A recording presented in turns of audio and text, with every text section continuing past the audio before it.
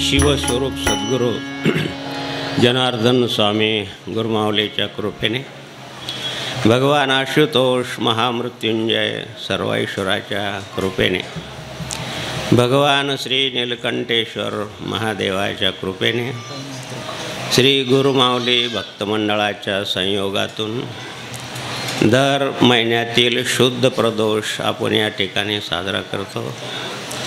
आज फार मोठा पर्व काळ आहे।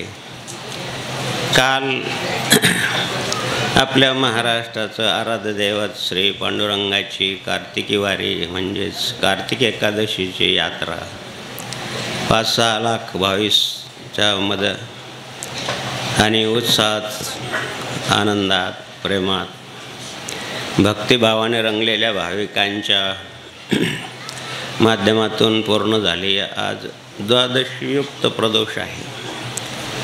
आज तुळशी विवाह काल झाला। तुळशी विवाहाचा सुद्धा आज पर्व काळ आहे। त्या निमित्तानं आपण सर्व वराडी आलात, धन्यवाद आहे तुम्हाला। कारण इतर पदाच्या दिवशी एवढे वराडी नसतात, लग्न असल्यामुळं भरपूर वराडी। नवरीचं मामा कोण आहे? नवरदेवाचा मामा विचारू नका, सगळ्याला माहिती आहे। ऐक कोणी नवरदेवाचा मामा व्हायला कोणी तयार नाही, पण व्हावंच लागेल कोणाला तरी।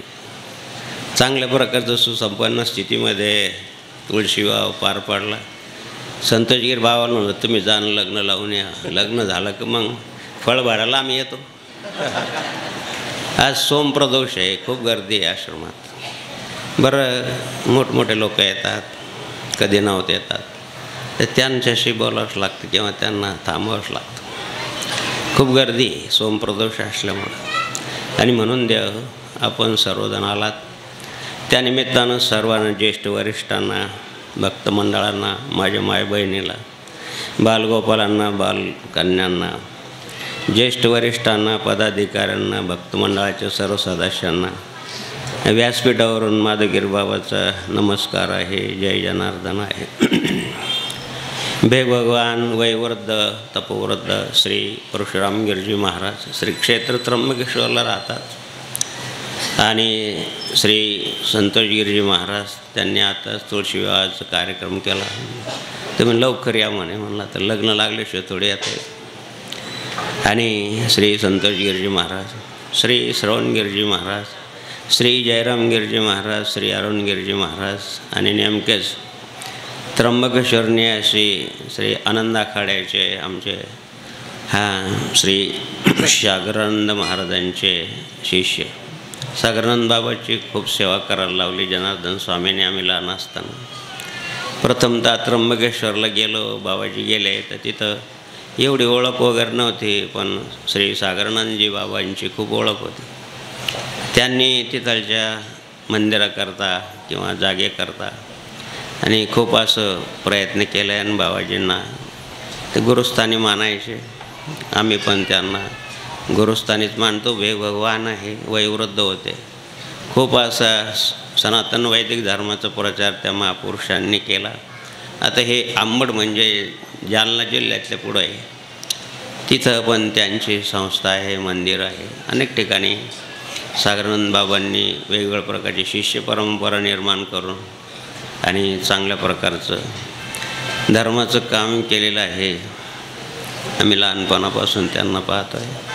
आता नवीन आपला आश्रम झाला स्वामी समर्थ केंद्राच्या शेजारी, त्याच्यासमोरच त्यांची महासमाधी आहे। आणि म्हणून श्री सागरानंद महाराजांचे शिष्य काय नाव? सच्चिदानंद सरस्वतीजी महाराज। सर्व भगवंताला कोणी पाहत असेल प्रक्षेपणाच्या माध्यमातून त्यांना ओम नमो नारायण। भजनी मंडळामध्ये आदरणीय सद्गुरू सेवारायण हरिभक्तपरायण श्री सागर महाराज, श्री जनार्दन महाराज, श्री लक्ष्मण महाराज, श्री धर्मनाथ महाराज, श्री गोरक्ष महाराज, सर्व गोरक्ष महाराजांचे लहान शिष्य किंवा शिकायला आलेले सर्व हरिभक्तपरायण मंडळीला कोणी प्रक्षेपणाच्या माध्यमातून पाहत असतील त्यांना जय हरी, जय जनार्दन, रामकृष्ण हरी। प्रक्षेपण करणारी मंडळीमध्ये रोहन भाऊ आहे, आणि साऊंड सिस्टीमवाले आहेत, सर्वांना त्रिवार वंदन करतो. तुमच्या श्रद्धेला त्रिवार वंदन आहे. लग्नानिमित्तानं होईना पण सर्वजण आलात. विशेषतः 6 मंडळीचा या ठिकाणी अन्नदानाचा कार्यक्रम आहे म्हणूनच वराड जास्त आहे. नंदू भाऊ आहे, शांताराम भाऊ आहे, दत्ता भाऊ आहे, विजय भाऊ आहे, निवृत्ती भाऊ आहे, राम भाऊ आहे. सर्व भाविक मंडळीच्या असंच पाहिजे. सर्वांनी मिळून केलं तर चांगलं असतं. एक मोठं लाकूड आहे, ते एका जणांना उचलणं शक्य नाही आणि मग आपण 10 जणांना उचललं थोडा भार येतो. 1 की लकडी 10 का बोझ आहे म्हणाय ना. तशा प्रकारचं आता महागाई खूप वाढलेली आहे. जरी GST कमी झालं तरी महागाई थोडी कमी आहे.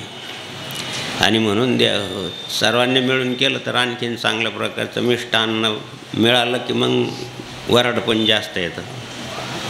चांगली पंगत असली का मग वराड चांगलं येतं. पाहिजेच लग्नामध्ये पदार्थ पाहिजेच. जास्त पदार्थ जास्त मोठा माणूस, जास्त नाचधूस, शिवार्पण. म्हणून देव सर्वांना त्रिवार वंदन करून अनंत कोटी ब्रह्मांड चक्रचालक भगवान या तुळशी विवाहाच्या निमित्ताने. उद्या फार मोठा पर्व काळ आहे, वैकुंठ चतुर्दशी आहे आणि आजचा पण पर्व काळ आहे. आपल्या महाराष्ट्रामध्ये नवनाथ पंथाला खूप मान्यता आहे. अर्थात तोच आदिनाथापासून आलेला पंथ आहे, संप्रदाय आहे. त्या संप्रदायाचे अतिशय आणि संप्रदायाचं मोठं मंत्र साधना करणारे गोरक्षनाथ महाराजांची आज प्रगट दिन आहे. आणि म्हणून या सर्वांचं थोडंफार या व्यासगादीला जे स्मरण होईल ते तुमच्या पुढं सादर करतो. वेळ लागलं तर हरकत नाही. आपण सर्व घरचे माणसं आहे, फळ भरल्याशिवाय जाता येत नाही आणि फळ भरल्यावरच जेवावं लागतं. घरचे माणसं नंतर जेवायचं असतं. आम्ही पण घरचेच. म्हणून द्या हो भगवान श्री अनंतकोटी ब्रह्मांड चक्रचालक भगवान श्री जनार्दन आपल्या प्रिय भक्त अर्जुनाला श्रीमद भगवद्गीतेचा आणि राजगुह्य योग नाम समजून सांगताना 9व्या अध्यायामध्ये आणि 26व्या श्लोकामध्ये भगवान सांगतायत उपासनेची ही पद्धत आहे. काय केल्यानंतर काय होतं. आता तुम्ही मीडियाच्या माध्यमातून अनेक प्रकारची शिवकथा ऐकता. त्या संदर्भातला एक श्लोक आहे. श्री भगवान उवाच पत्रं पुष्पं फलं तोयं यो मे भक्ता प्रयच्छति तदहं भक्तिपहत्मष्माणिं प्रयतात्मनः. पत्रं पुष्पं फलं तोयं इमे भक्ता प्रयच्छति तदहं भक्तिपहत्मष्माणिं प्रयतात्मनः. श्री ज्ञानेश्वर माऊली आपले गुरुदेव भगवान श्री निवृत्तीनाथ महाराजांच्या कृपेने मराठीमध्ये भाष्य करताना सांगतायत. मग निस्सिम भावे उल्हासे मज अर्पया निमिषे फळये कावडे तैसे बलतयायो बघतो माझ्याकडे दावे आणि मी दोन्ही हात ओढवे. मग देठून फेडता सेवी आदरेशी पैगा भक्ताचे नावे फूल एक मज द्यावे ते लेखे परी म्या तुरुंबावे परी झाले. एरं पत्रपुष्पं फलं हे भजावयामी केवळं वाचून आमचा निष्फळं भक्तितत्वे. आम्ही पै भक्ती एक मी जाणे तेथे थोर साने न म्हणे आम्ही भावाचे पाहुणे बलतिया. बोल हरी बोल हरी हरी हरी बोल केशव माधव गोविंद बोल हरी हरी हरी बोल केशव माधव गोविंद हरि बोल हरि बोल हरि हरि बोल हरि बोल हरि बोल हरि बोल हरि बोल बोल हरि बोल हरि हरि हरि बोल केशव माधव गोविंद बोल हरि बोल हरि हरि हरि बोल केशव माधव गोविंद भगवान श्री जनार्दन आपल्या प्रिय भक्त अर्जुनाला श्रीमद भगवद्गीताचं हे गोड असं अमृत आहे द्यावं, हे पोटात गेलं पाहिजे. आता दिवाळी झाली तर आपण चांगलं फराळाचं खाल्लं असेल, वेगवेगळ्या प्रकारचं फराळाचं जसं गोड लागतं जिभेला, खायला पण गोड लागतं. जास्त खाल्ल्यावर मात्र त्रास होतो. तसं मात्र हे नाही. हे भोजन आहे, हे काही तोंडानं घ्यायचं नसतं, हे कानानं ऐकायचं असतं, पोटामध्ये साठायचं असतं. हे भोजन कितीही केलं तरी याचं अपचन होत नाही, याचा त्रास होत नाही, उलट त्रास कमी होतो. संसार मलनाशिनीम, संसाराचा नाश करण्यासाठी, संसाराचं भय नाशण्यासाठी, संसारातले असलेले विकार पाप नष्ट करण्यासाठी जर कोणतं साधन असेल तर भगवान महर्षी व्यास सांगतायत की गीता संसार मलनाशिनी. संसारात मल म्हणजे पाप, आपण निंदा करतो, कमी जास्त खातो पितो, काही कोणाला काही करायचं त्रास देतो, पुण्य पर उपकार पाप परपीडा देतो. त्या पापाचं क्षालन करण्यासाठी श्रीमद भगवद्गीता आहे. आणि तीच भगवद्गीता ज्ञानेश्वरीच्या रूपानं भावार्थ दीपिकेच्या रूपानं प्रगट झालेली आहे. म्हणून देह वाचावी ज्ञानेश्वरी वाचावी ज्ञानेश्वरी डोळा पाहावी डोळा पाहावी हो डोळा पाहावी डोळा पाहावी पंढरी वाचावी ज्ञानेश्वरी वाचावी ज्ञानेश्वरी. म्हणून देह ज्ञानेश्वरीसारखा ग्रंथ नाही, सर्व ज्ञानाचं भंडार आहे.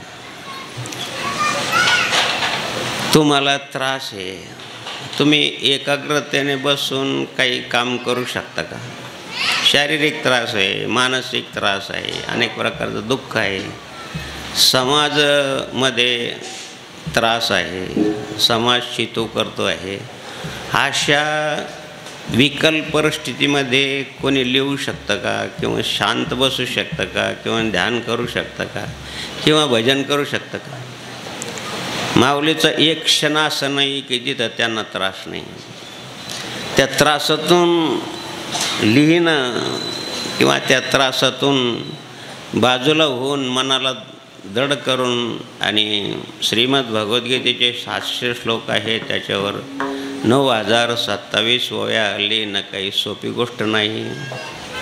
आणि म्हणून द्या हो तो ज्ञानाचा सागर आहे. एवढा त्रास असूनसुद्धा जगाकरताच मागून घेतलं म्हणून ती त्याला माऊली म्हणतात. ती जगाची माऊली आहे. खरं वास्तविक ते पुरुष आहे पण सर्व त्यांना माऊली म्हणतात. 755-51 वर्ष झालेत, अजून ज्ञानेश्वरीचं एक अक्षर किंवा एक पानसुद्धा आणि शिळं झालं नाही. आजचं वर्तमानपत्र उद्या शिळं होतं, तो आपण कशासाठी वापरतो तुम्हाला माहिती आहे. एक अक्षरही शिळं झाले नाही.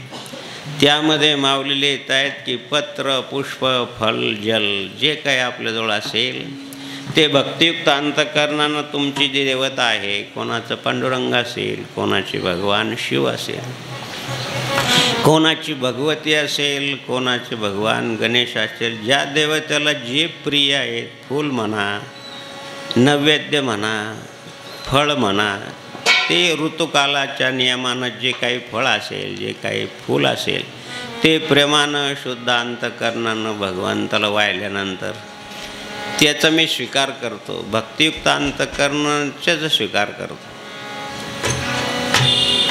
आणि म्हणून द्या हो पत्र पुष्प फल जल काय जे असेल ते. विठ्ठलाला तुळसी गणपतीला दुर्वा महादेवाच्या पिंडीवरी बेल शोभेरवा. विठ्ठलाला तुळसी गणपतीला दुर्वा महादेवाच्या पिंडीवरी बेल शोभेरवा. महादेवाच्या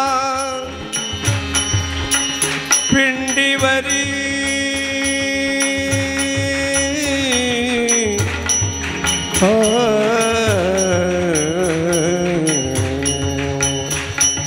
बेल शोभेरवा. विठ्ठलाला तुळसी गणपतीला दुर्वा महादेवाच्या पिंडीवरी बेल शोभेरवा. विठ्ठलाला तुळसी गणपतीला दुर्वा महादेवाच्या पिंडीवरी बेल शोभेरवा. उद्या जसं आपण पांडुरंगाला तुळशी दल वाहतो तसं भगवान शंकराला बिल्व दल वाहतो. तसं उद्या जी काही वैकुंठ चतुर्दशी आहे त्या दिवशी भगवान शंकराला रात्री 12 वाजता आणि तुळशीपत्र व्हावं आणि भगवान नारायणाला बिल्वपत्र व्हावं. ही हरिहराची भेट आहे. खरं वास्तविक दोन्ही एकच आहे. जगाचं कार्य करण्याकरता एकमेकाला सहाय्य करतात. एकमेकाला सहाय्य करू अवघे धरू सुपंथ. एकमेकाला सहाय्य करून जगाचं कार्यक्रम करतात. द्या हो जगाचं पोषण करतात. अन्नपाणी तोची देतो. प्रेमे सर्व सांभाळितो. कारण आठवी त्या कृपाळ देवाशी पोषित एकटाशी सर्वाशी तो. पक्षी याचे घरी कोटे सामुग्री परी तो श्रीहरी सांभाळितो. तर जगाचं सांभाळ करण्यासाठी एक निर्माण करतो, एक पालनपोषण करतो आणि तोच सगळ्या जगाचा संहार करतो. प्रलय स्थिती संहार मादी करतार मी ईश्वरम नमामि शीर्षा देवम किम न मृत्यू कर्षती. विठ्ठल विठ्ठल विठ्ठल त्रिवार. तिन्ही काळात तोच सत्य आहे. तिन्ही स्वरूपात तोच आहे असं वेदांत अध्यात्मशास्त्र सांगतं. म्हणून यांच्यामध्ये भेद नाही. हरिहरात तुम्ही नका मानो भेद. म्हणूनच उद्याची वैकुंठ चतुर्दशी दिवशी भगवान शंकराला तुळशी वाहतात आणि भगवान नारायणाला शिवरामा नाही भेद. शिवरामा नाही भेद. दोन्ही देव येते सिद्ध. दोन्ही देव येते सिद्ध श्रीराम भजन करी महादेव देव. भजन करी महादेव. म्हणून द्या हो ज्या देवतेला जे आवडतं ते द्यावं आपण. भगवान शंकरला बिल्वपत्र आवडतं. पांडुरंगाला तुळशीदळ आवडतं. गणपतीला दूर आवडतात. ज्याला जे आवडतं ते दिलं पाहिजे. आता तसं वाजते तुळशी माईचा आज लग्नाचा वाढदिवस आहे. हे जोडपं आलं म्हातारं आहे आणि आमच्या लग्नाचा वाढदिवस आहे. किती आहे म्हणे 60वा वाढदिवस आहे. त्या काकांनी पांढऱ्या फुलाचं गुच्छ आणलं. ते म्हणे अहो लग्न त्याच्यात त्या सत्कार करायचा असेल तर लाल फुलं लागतात. म्हणे 60 वर्षपर्यंत तू माझे डोळे पांढरे केले म्हणून आता हे पांढऱ्या फुलाचं गुच्छ आहे. 60 वर्ष आता काय प्रेमाचे दिवस राहिले का?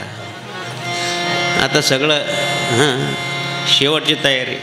भज गोविंद भज गोविंद भज गोविंद मूढमते. भज गोविंद भज गोविंद भज गोविंदम मूढमते. म्हणून द्या हो उपासना असेल फार गोड आहे. किती समजेल तुम्हाला सांगता येत नाही. नादावाले येत आहेत. त्या जोनी लौकिक दांभिक जो भजे मजे पूज्य पुण्यपुरुष मोक्ष वैकुंठ भूस धन्य निरास्ते निलो. लौकिक असावं, तुम्हाला पण असावं, साधं संताला पण असावं, पण लौकिक जे आहे ते उपासनेतून लोकांच्या अंतःकरणात गेलं पाहिजे. विद्वत्तेच्या किंवा वरच्या वेशावरून कशावरून जर लौकिक वाढला असेल तर ते दंभाला कारण नादवावले तर जनार्दन महाराज सागर महाराज याच्यापासून जे लौकिक मिळतं, वा वा काय विद्वान आहे, काय चांगलं आहे वगैरे, तर त्यानं हे दांभपणा येऊ शकतो. पण उपासनासारखे माऊलीची उपासना बघा तुम्ही, पण तुकाराम महाराजची उपासना लौकिक कमी आहे. 750 वर्षापासून लौकिक टिकून महाराज. बाकीचंच लौकिक का टिकत नाही, त्याच्यामागे उपासना. चंद्रशेखर महाराज सांगतात किंवा सर्वच संत सांगतात. सद्गुरू जनार्दन स्वामीची त्या काय विद्वान होते का ते, माझं शिक्षण 2रीपर्यंत आहे, पण उपासना मात्र भयंकर. ईश्वरी साक्षात्कारापर्यंत राही उभा जो ध्यान जळे राही उभा जो राही उभा जो ध्यान जळे शिवनामाची जपे ओळी तनु कायाही होय लोळी तनु कायाही होय लोळी. मन हे शिवनामे रंगले सद्गुरु चरणी सुमन फुले वाहिले. सद्गुरु चरणी सुमन फुले वाहिले. आईवडिलांनी केलेली भक्ती, आईवडिलांनी केलेलं कोणतंही धर्मयुक्त साधन, मग कोणतं दान असो, सदाचार असो, उत्तम कीर्ती असो, धर्मपालन असो, परोपकार असो, त्यातले काही गुण मुलामध्ये उतरतात. काल पाहिजे तुम्हाला, आमच्या गुरुजी लोकांना माहिती आहे, काल सरदार वल्लभभाई पटेलची जयंती होती.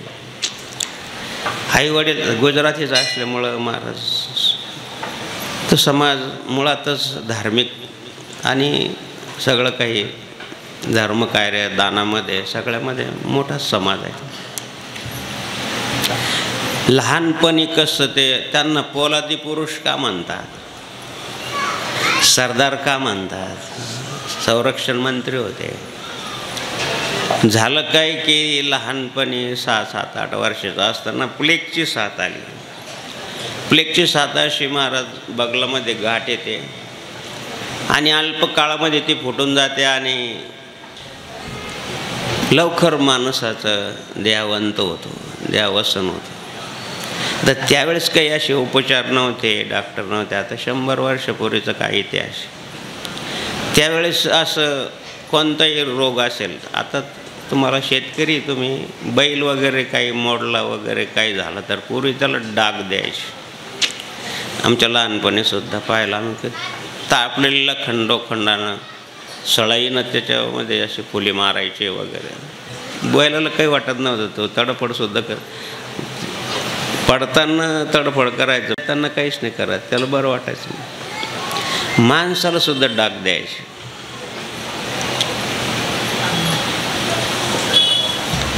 गदी माडगुळकर लहानपणी बोलणंच वाचच निघालं. वैद्याकडे आई गेली, सांगितलं की महाराज या बोलता येत नाही, काय करावं. आणि मी औषध देतो पण तुम्ही येऊ नका, या मुलाला माझ्या मांडीवर द्या आणि तुम्ही डोळे झाकून घ्या किंवा डोळे मिटून घ्या किंवा डोळ्याला पट्टी बांधा.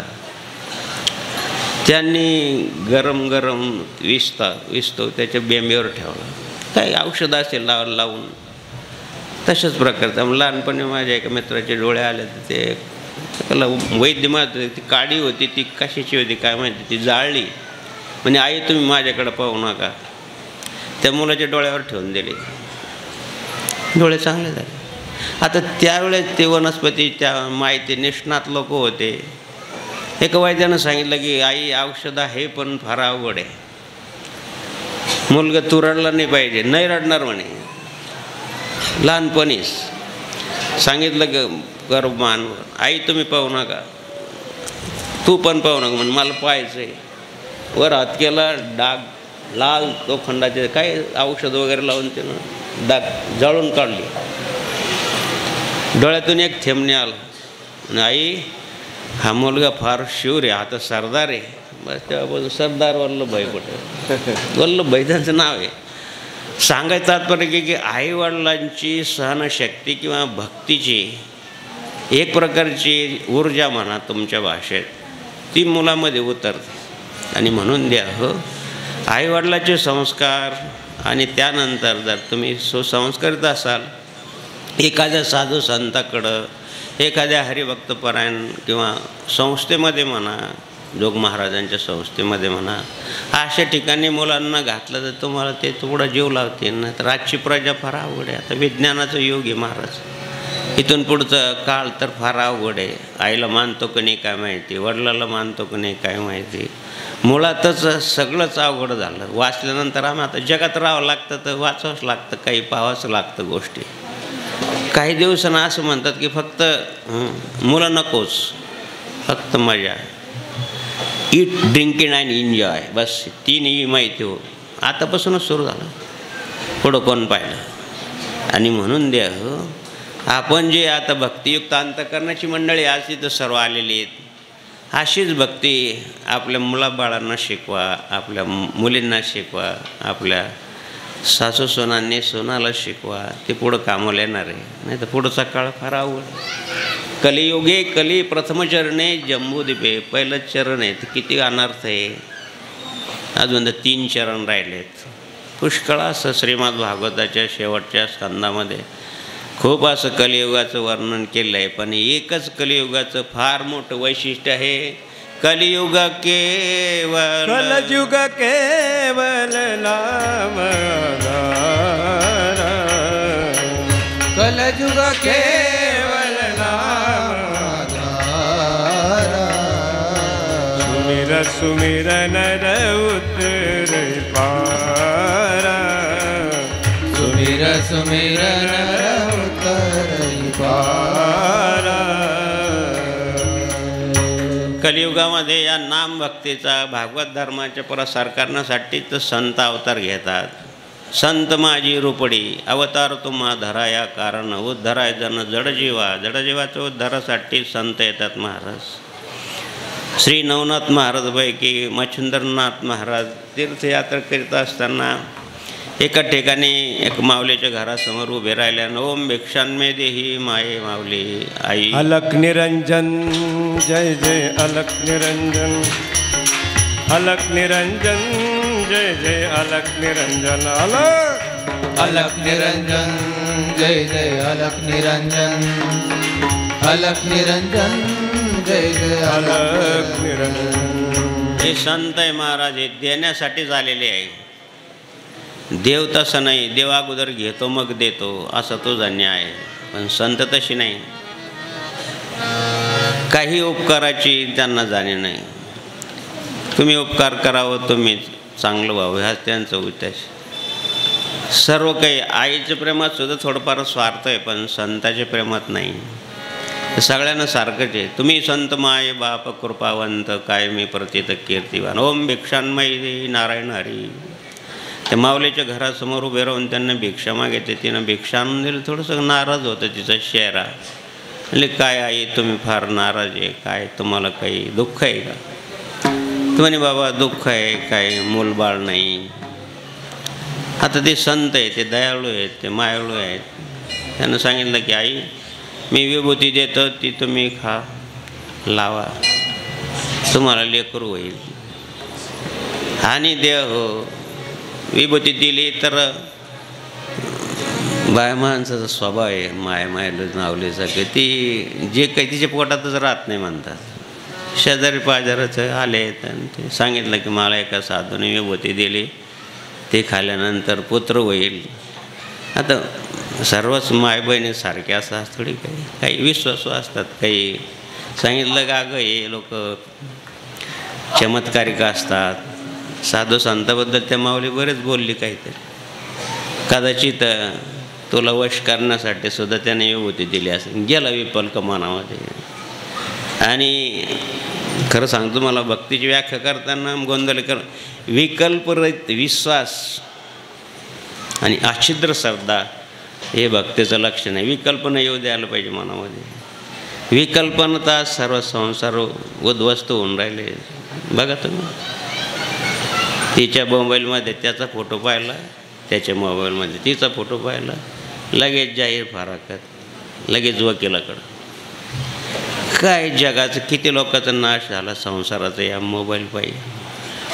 अरे देवा हो, ती माऊली घरात येते तर तिचं आपण लक्ष म्हणून स्वीकार करतो. लग्नात तुम्ही आता तुम्ही काराबलम चंद्रबलम तदैव लक्ष्मीकांतम कमलनयनम, ती लक्ष्मी म्हणून तिचा स्वीकार करायचा असतो. मागचं पाहायचं नसतं. आम्ही पाटीवर लिहून देतो, परत पुसून टाकतो. गुरुजींनी फळ्यावर लिहिलं, मुलांना तुम्हाला समजलं का? तर समजलं म्हणे. एक मुलगा जनार्दन सारखा हुशार होता म्हणे, मला नाही समजलं गुरुजी. म्हणजे काय नाही समजलं? सगळ्याला समजलं, तुला काय समजलं? म्हणे फाळ्यावर लिहिलेले अक्षर तुम्ही पुसून टाकता, ते कुठं गेले?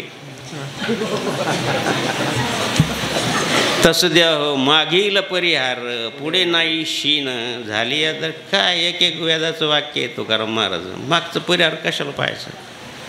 लक्ष्मण जर स्वीकार केला तर मग मागचं नाही पाहिजे. दोघांनी पण, तर संसार सुखाचा होईल. पती पत्नी आनंदाने. तुम्हाला माहिती आहे का आज माझ्या लग्नाचा वाढदिवस असं, तुळशी माईचं लग्नाचा वाढदिवस आज. ते समोरचे पहा ना, त्यानं किती फुलं टाकलेत अंगणामध्ये, फुलं सगळीकडं, फुलानं सजवलं, हे केलं ते केलं, सगळीकडं फुलंच फुलं. तुम्ही लग्नाचा वाढदिवस तुम्ही काहीच फुलं नाही केले. अगं म्हणे जे फुलं केले ना, ज्या शेजारच्यानं जे फुलं केले ना, सगळीकडं फुलं फुलं मांडले ना, पायघड्या आणि हे न ते. खरं वास्तविक हे वाढदिवसानिमित्ताने हे फुलाचे मोठमोठे हार वगैरे आणतात. योग्य नाही. चांगल्या ठिकाणी खर्च झाला पाहिजे. तेवढं जर गाईच्या चाऱ्यासाठी खर्च केला तर, ते जर लहान मुलांच्या वही पुस्तकासाठी मोठमोठे हार आणतात हो. आम्हाला तर पार JCPनं हार घालतात. एखाद्या वेळेस हाराखालीच जय सियाराम व्हायची पाहिजे. हार खाल्ल्यासारखं. पुढचं फार गोड आहे. अगं म्हणजे एवढे फुलं केले ना, आता किती फुलं आहे? त्याचं फुलाचा धंदा आहे म्हणून त्यानं तसं केलं. आपलं मिरचीचा धंदा आहे. करू का मी त्यासारखं? येईल. श्रीराम जय राम जय जय राम, श्रीराम जय राम जय जय राम, श्रीराम जय राम जय जय राम, श्रीराम जय राम जय जय राम. आपला लाल मिरचीचा धंदा आहे ना. आता उन्हाळा आहे, मांडू का तुझ्यासाठी सर्व आहे? आत्ता मांडतो, 2-4 पोते घेऊन येतो. येईल का कोणी वाढदिवसाला लागणार? सगळे खोको जाम होतील. गुलाबजाम वास तरी पळून जातील. श्रीराम जय राम जय जय राम, श्रीराम जय राम जय जय राम. विकल्प मनात, विकल्प मनात घालून दिला. भगवान श्रीरामावर कौशल्यापेक्षा कैकेचं प्रेम जास्त होतं. पण एक कूटनीती असणारी मंथरा. कोणी नाव ठेवलं का मुलीचं आतापर्यंत? मंथरा. कंस कोणाचं नाव आहे?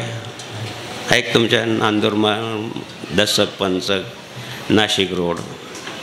रावण कोणाचं नाव आहे? कैकेयी कोणाचं नाव आहे?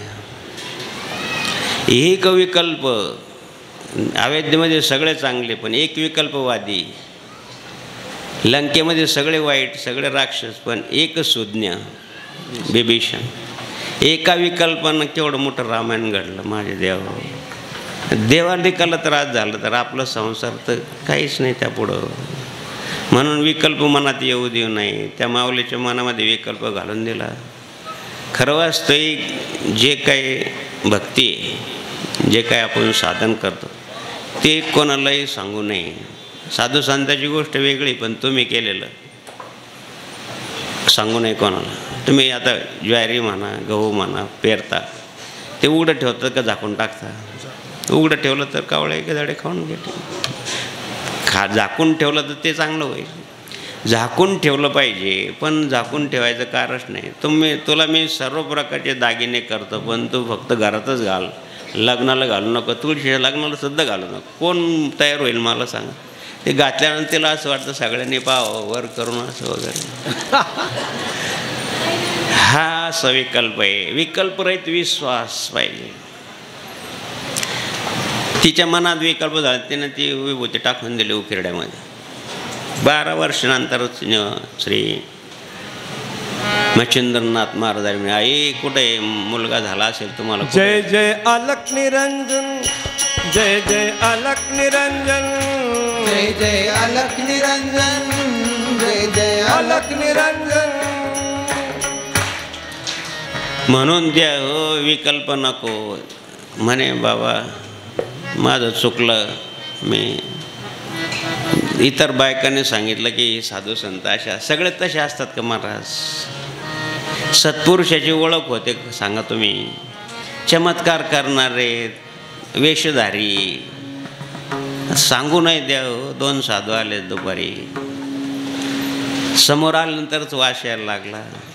हमको ये देव ना हमको तो देव. काय म्हणावं सांगा? भेग भगवानची निंदा आहे का? खरं वाचते निंदा नाही, वस्तुस्थिती आहे. काय म्हणाल पाहिजे? आम्ही तर आश्रम थाटून बसलेलो असतो, आम्हाला सगळं जात. चहा प्या बाबा, पाणी प्या, जेवा जा. काय फार अवघड झालं. समोर आलं तर वास यायला लागला.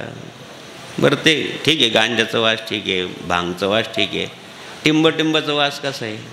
तो काय झाकतो का? किती सेंट मारा तुम्ही.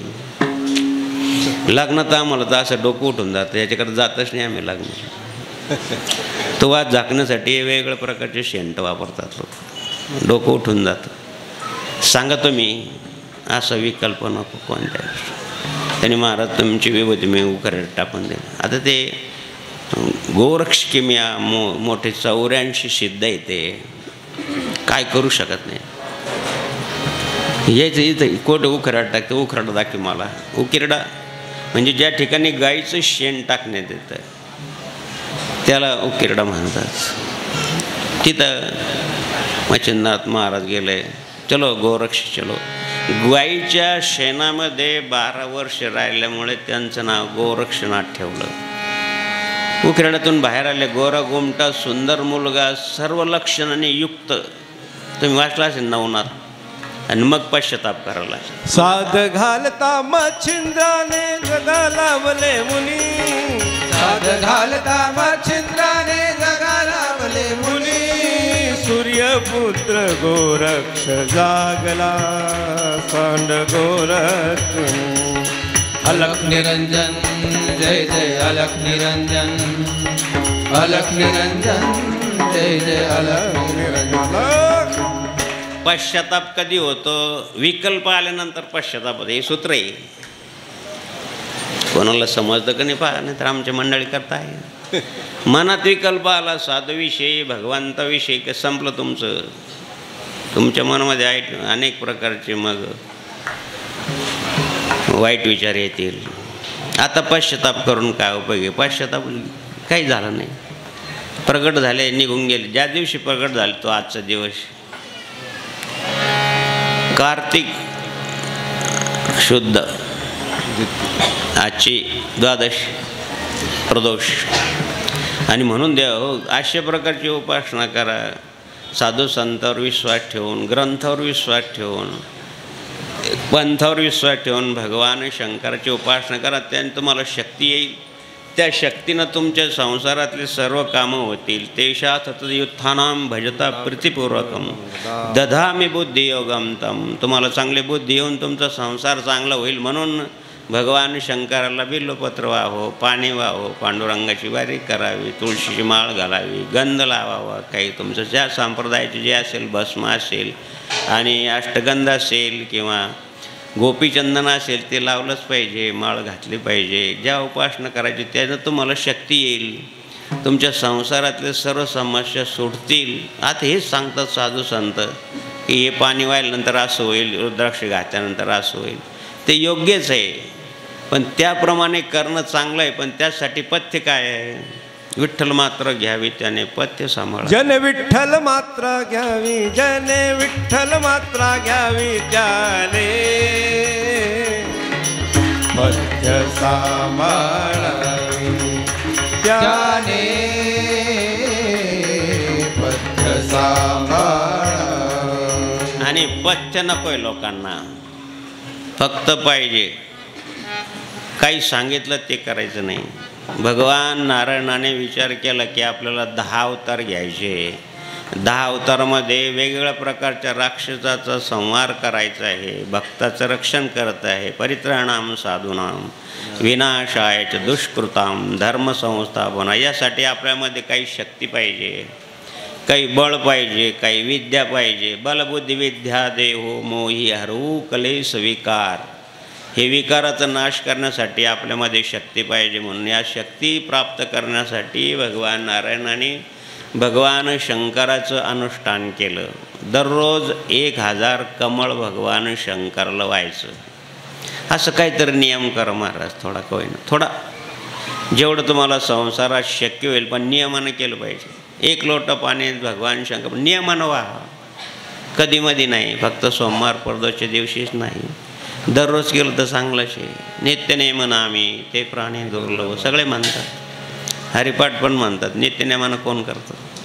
नित्यनेमाला फार माहिती आहे. आमचे गुरुदेव सांगायचे सद्गुरू जनार्दन साहेब, नित्यनेमन आम्ही ते प्राणी दुर्लभ लक्ष जीवा जड भारी नेमन टळे निर्धारी. 75 वर्ष महाराज सकाळी 4:30ला उठायचं म्हणजे उठायचंच. प्रारंभ आमुचा प्रभात काळी शिवनामे होई. प्रारंभ आमुचा प्रभात काळी शिवनामे होई. म्हणून द्या हो भगवान शंकराची दररोज 1000 कमळ व्हायचे. ओम नमः शिवाय, ओम नमः शिवाय, ओम नमः शिवाय, ओम नमः शिवाय, ओम नमः शिवाय, ओम नमः शिवाय शिव. पण देव उपासना केली तर तुमची काही परीक्षा पण पाहतो. आता प्रदोष आहे, काही न उपास असेल, कधी बाबाचं आवरेल, फार भूक लागली, आज जास्त काम केलं वगैरे वगैरे, तर मग वाटतं माणसाला की लवकर आवरलं तर बरं. पण ती परीक्षा आहे तुमची. जास्त भूक लागली तर 2 घास जास्त खाता. मग तशी ऐकण्याची पण भूक लागली पाहिजे. दोन्ही पाहिजे. प्रदोषच्या दिवशी दोन्ही प्रकारचं भोजन आहे. एक तर प्रकृतीचं भोजन आणि हे पराभोजन आम्ही सांगतो ते. आणि म्हणून देवाने परीक्षा पाहिली. परीक्षा पाहिलीच पाहिजे, ऑनलाईन नाही, लेखी परीक्षा पाहिजे. तोंडीला काही अर्थ नाही. आता तर काय मग सगळं परीक्षा आता घरूनच आहे, सगळंच रेडीमेड झालं महाराज. आता जेवायचं पण काही यंत्र निघलं तर बरं होईल तोंडापर्यंत. ते पण आता रोबो खाऊ घालतो म्हणतात.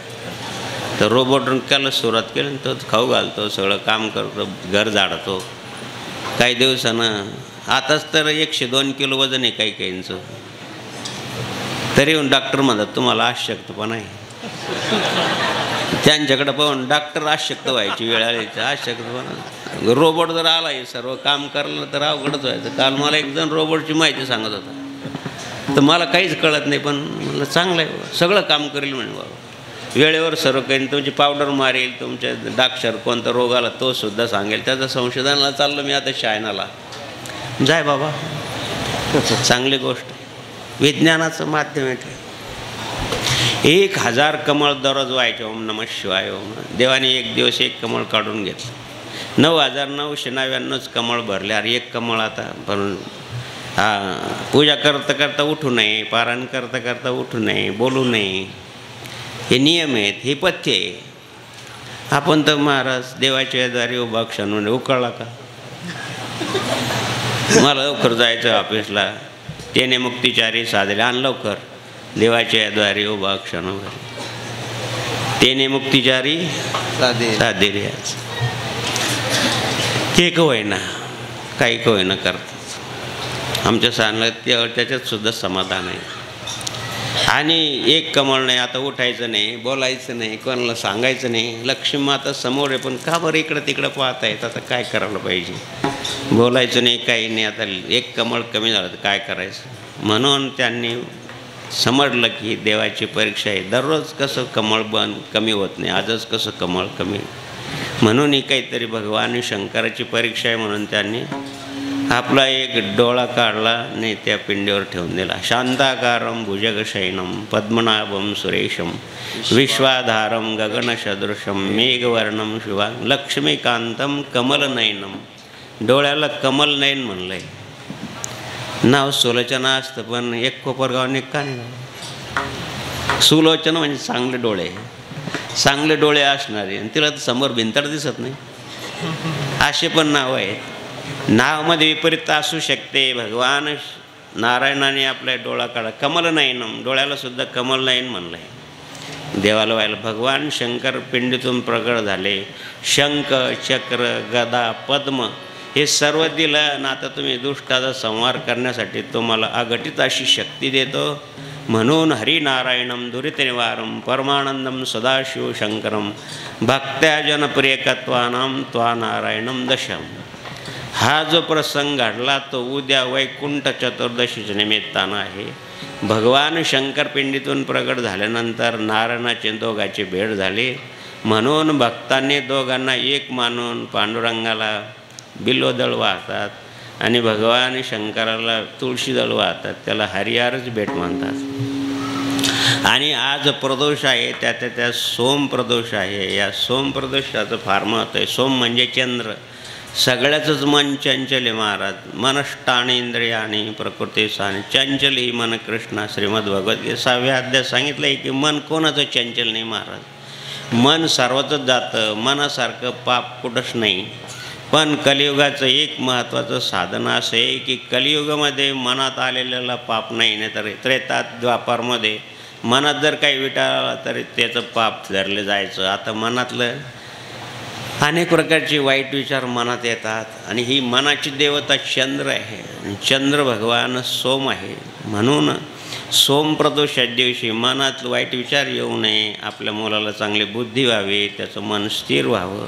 आपलं पण संसारामध्ये मन स्थिर असावं, बुद्धी स्थिर असावी, ती चांगला विचार करणारी असावी. असं जर वाटत असेल तर सोम प्रदोष व्रत करावं. सोम प्रदोषानं मनाची चंचलता थांबते, इष्टित मनोकामना पूर्ण होते. प्रत्येक दिवशी प्रदोषचं महत्त्व आहे, पण आज सोमवार असल्यामुळं विशेष असं महत्त्व आहे. या सोम प्रदोषाच्या दिवशी भगवान शंकराची अशा प्रकारची पूजा केली आणि भगवान शंकराला बिल्वपत्र वाहिलं आणि त्रिकाल जर पूजा केली तर चांगलंच आहे महाराज. नाहीतर निदान सोमवारच्या दिवशी प्रदोषच्या दिवशी आणि भगवान शंकराची उपासना करावी.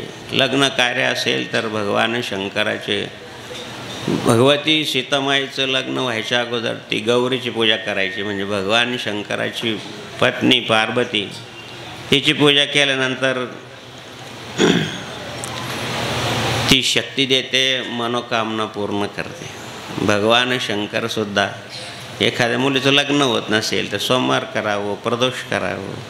सोमवारच्या दिवशी संध्याकाळी भोजन करावं, चांगलं शुद्ध भोजन करावं आणि सोमवार करावा. एक दिवसानं काय होतं, दिवसभर काही खायचं असतं फलाहार करावा किंवा दूध घ्यावं, थोडंफार शरीराला त्रास द्यावं.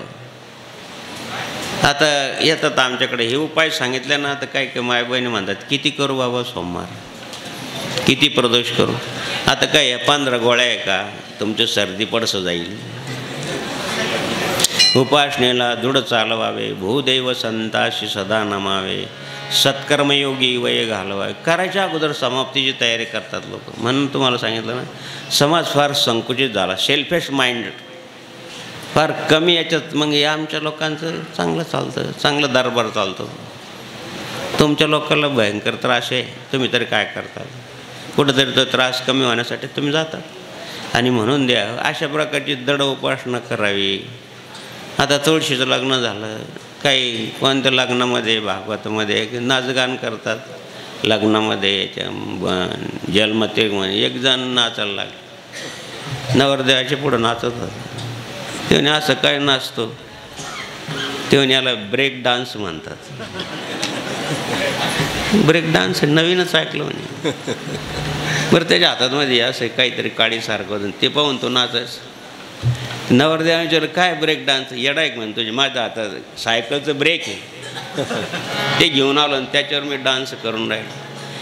त्याला महत्त्व नाही. हे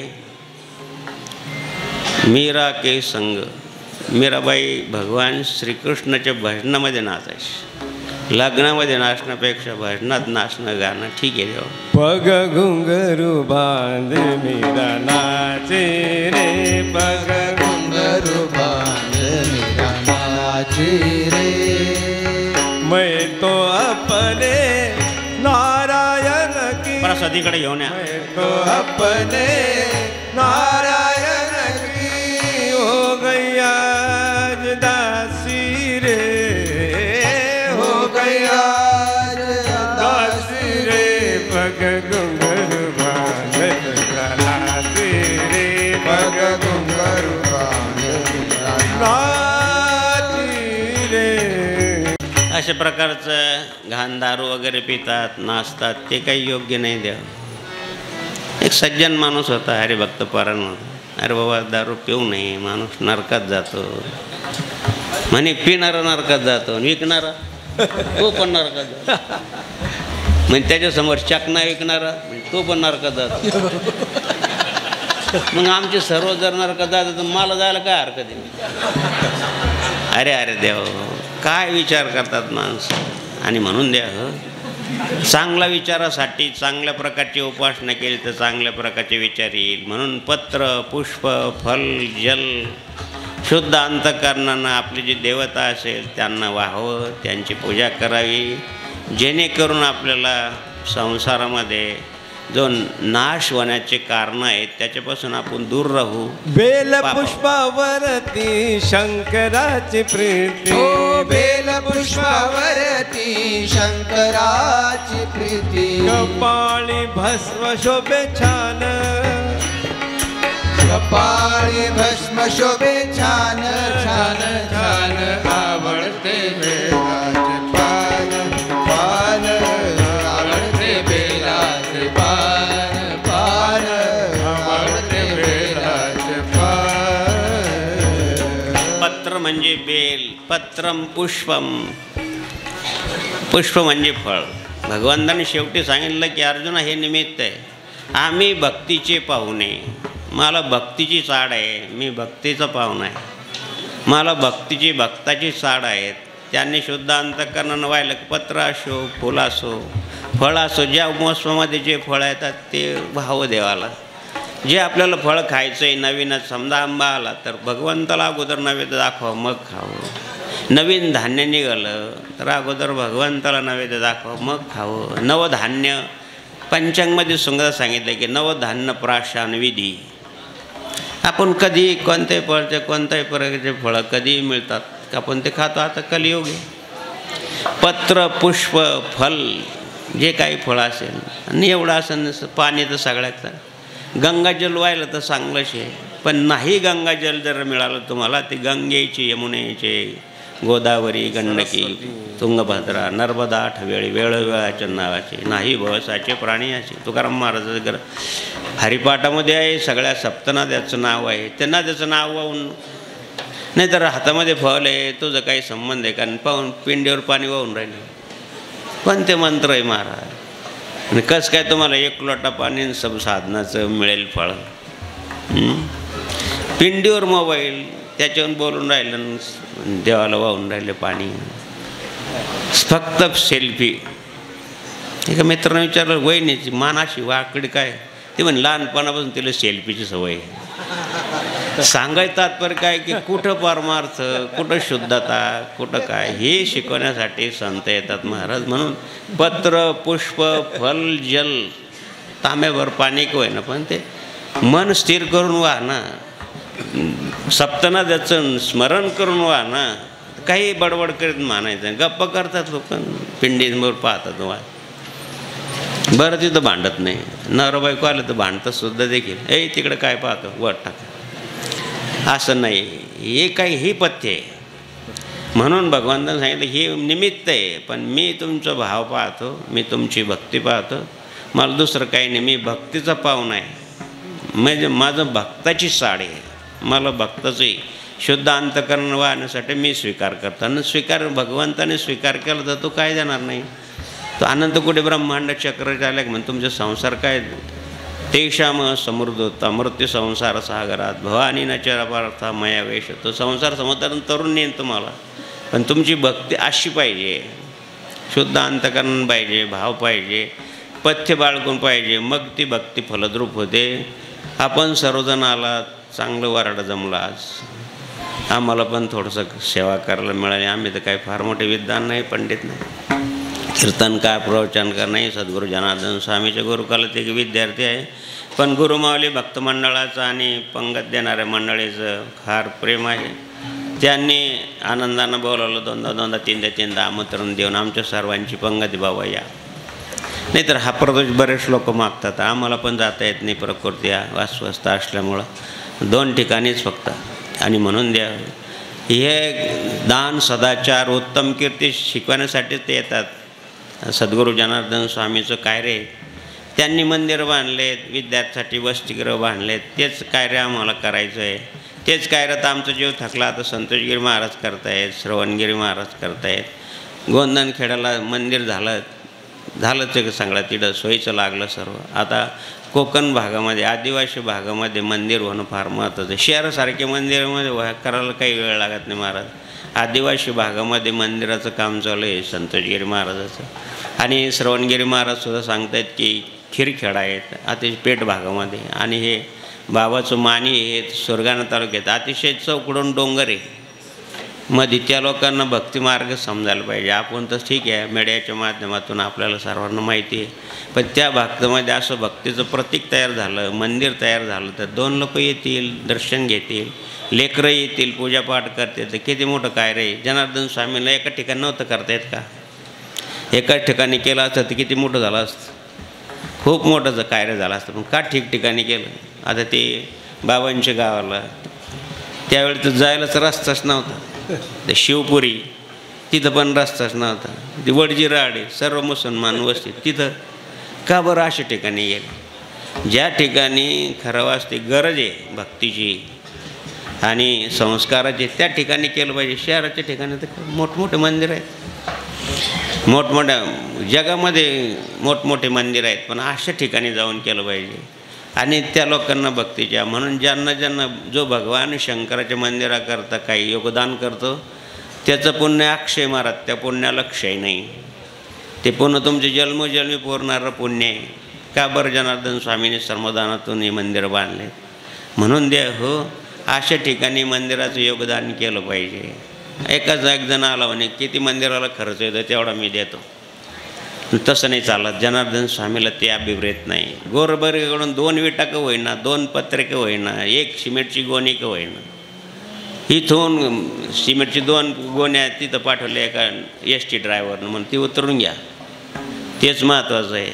थोडं सगळ्याचं मिळून केलं त्याला फार महत्त्व आहे. हे जनार्दन स्वामीचं तत्त्व आहे.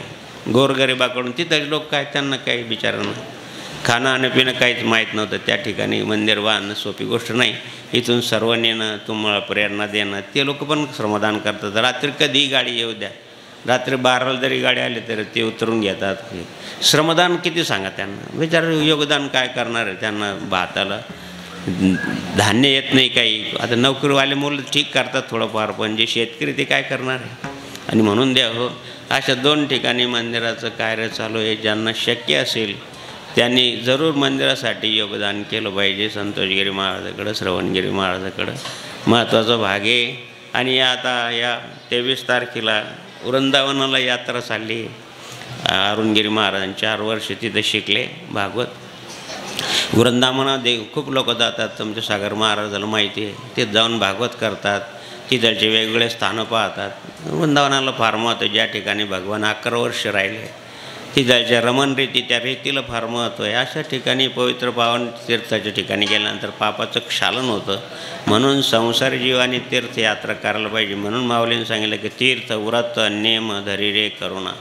हे करण्यासाठी संसारी जीवाला प्रेरणा देण्यासाठी साधू संत हे प्रेरणा देतात आणि तुमच्याकडून पुण्यकर्म करून घेतात. ते पुण्यकर्म ही मंडळी करतायत. म्हणून आपल्यासारख्याने योगदान करणं त्यासाठी योग्य आहे. तुम्हाला त्यासाठी प्रार्थना आहे, विनंती आहे. नारायण नारायण ओम सत्यनारायण नारायण नारायण ओम सत्यनारायण नारायण ओम सत्यनारायण नारायण